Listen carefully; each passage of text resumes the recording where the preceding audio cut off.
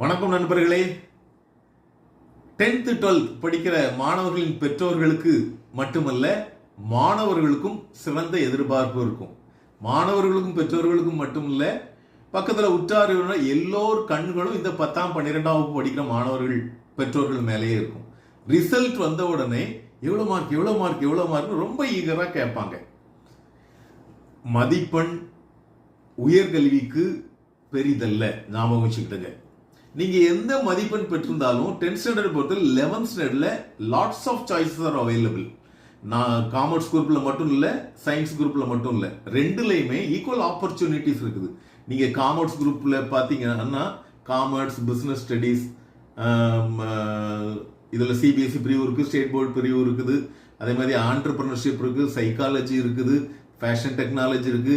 11thலயே இதை பிரிச்சிடுறாங்க. சிபிஎஸ்சில நிறைய வாய்ப்புகள் இருக்குது, அளவிடவே முடியாது. எதை வேணாலும் மாணவர்கள் எடுக்கலாம், எதுல அவங்களுக்கு திறமையோ அதை எடுக்கலாம். 10th முடிச்சவங்க ஸ்டேட் போர்டை பார்த்தீங்கன்னா அதுக்கு சிபிஎஸ்சிக்கு நிகராக ஸ்டேட் போர்ட்லையுமே நிறைய ஆப்ஷன்ஸ், நிறைய வாய்ப்புகள் கொடுத்துருக்காங்க. என்னென்ன வாய்ப்புகள் அப்படிங்கிறது நீங்க தமிழ்நாடு ஸ்டேட் கவர்மெண்ட் ஸ்கூல்ல போனால் விசாரிச்சுக்கலாம். சில ஸ்கூல்களில் மேத்ஸ், பிசிக்ஸ், கெமிஸ்ட்ரி, பயாலஜி இது மட்டும் தான், காமர்ஸ் உள்ள சில இதுதான் வச்சிருப்பாங்க.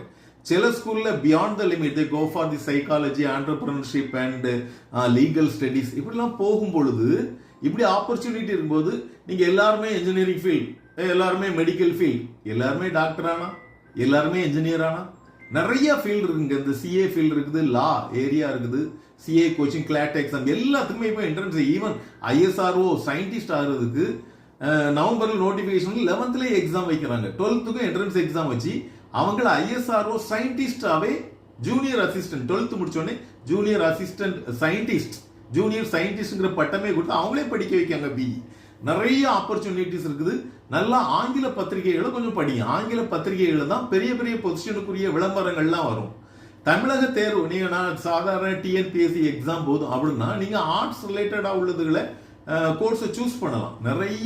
நிறைய ஸ்கோப் இருக்குதுங்க. நிறைய எல்லா கல்வியாளர்கள் எல்லாம் சொல்றது பாத்தீங்கன்னா நிறைய உங்களுக்கு ஃபீல்டு உங்களுக்கு விளக்குவாங்க. உங்களுக்கு எந்த ஃபீல்டுல திறமை இருக்கு, எந்த துறையில உங்களுக்கு இன்ட்ரெஸ்ட் இருக்கு. ஒருத்தர் வந்து உங்களை நீ காமர்ஸ் எடு நல்ல இது இருக்கும்பாங்க, இன்ஜினியரிங் எடு நல்ல இது இருப்பாங்க, பயாலஜி எடு அப்படிம்பாங்க. யார் சொல்லியும் கேட்டு குழம்பாதீங்க. உங்களுக்கு எந்த ஃபீல்ட்ல இன்ட்ரெஸ்ட் இருக்குது, எந்த ஃபீல்ட்ல சாதிக்க முடியும், அதை மட்டும் நீங்கள் மனதில் கொண்டு உங்களது 11th குரூப்பை தேர்ந்தெடுங்கள். அது உங்கள் வாழ்க்கைக்கு வெற்றிகரமாக அமையும் என்பதில் சந்தேகமில்லை.